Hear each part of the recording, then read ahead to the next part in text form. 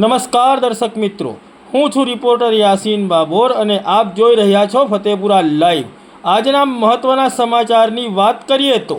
ફતેપુરા તાલુકા કન્યા શાળા અને ફતેપુરા તાલુકા બીઆરસી ભવનના આંગણે ફતેપુરા વિધાનસભાના ધારાસભ્યના અધ્યક્ષ સ્થાને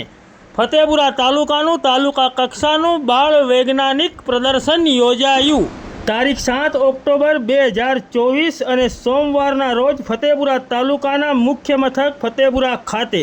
ફતેપુરા તાલુકા કન્યા શાળા અને ફતેપુરા તાલુકા બીઆરસી ભવનના આંગણે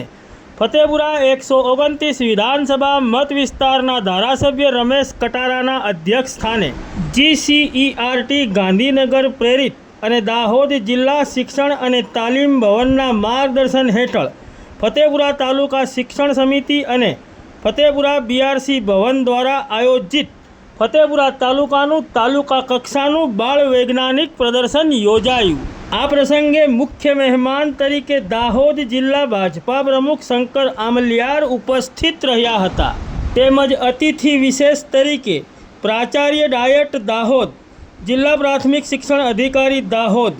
જિલ્લા શિક્ષણ અધિકારી દાહોદ, તાલુકા વિકાસ અધિકારી ફતેપુરા તેમજ ફતેપુરા તાલુકા ભાજપાના અને દાહોદ જિલ્લા ભાજપાના વિવિધ હોદ્દેદારો તેમજ ફતેપુરા તાલુકા વહીવટી અને શિક્ષણ વિભાગના વિવિધ અધિકારીઓ તેમજ મોટી સંખ્યામાં ફતેપુરા તાલુકાના શિક્ષકો અને મોટી સંખ્યામાં વિદ્યાર્થીઓ ઉપસ્થિત રહ્યા હતા। આ વેળાએ ઉપસ્થિત મહાનુભાવોએ પ્રસંગને અનુરૂપ સંબોધન કર્યું હતું। ફતેપુરા તાલુકાના તાલુકા કક્ષાના આ બાળ વૈજ્ઞાનિક પ્રદર્શનમાં દાહોદ જિલ્લા પંચાયત હસ્તકની ફતેપુરા તાલુકાની 236 શાળાઓના ગણિત, વિજ્ઞાન અને પર્યાવરણના શિક્ષકો દ્વારા બાળકોમાં રહેલી સુસુપ્ત શક્તિઓ બહાર લાવી બાળકોમાં બાળ વૈજ્ઞાનિક અભિગમનો વિકાસ થાય તે ધ્યાને રાખીને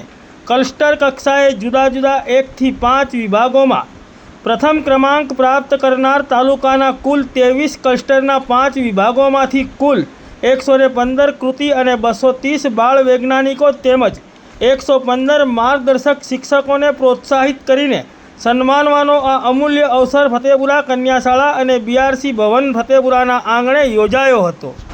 કાર્યક્રમના અંતે તમામ મહાનુભાવોએ બાળ વૈજ્ઞાનિકોએ રજૂ કરેલી કૃતિઓ નિહાળી હતી। સમગ્ર કાર્યક્રમનું સફળ સંચાલન અને આયોજન ફતેપુરા તાલુકાના બીઆરસી મુકેશ પટેલ અને ફતેપુરા તાલુકા કન્યા શાળાના આચાર્ય દિનેશ પટેલ દ્વારા કરવામાં આવ્યું હતું। આ કાર્યક્રમમાં ફતેપુરા તાલુકાના શિક્ષકો ઉપસ્થિત રહ્યા હતા અને બાળ વૈજ્ઞાનિક પ્રદર્શનમાં સહભાગી બન્યા હતા।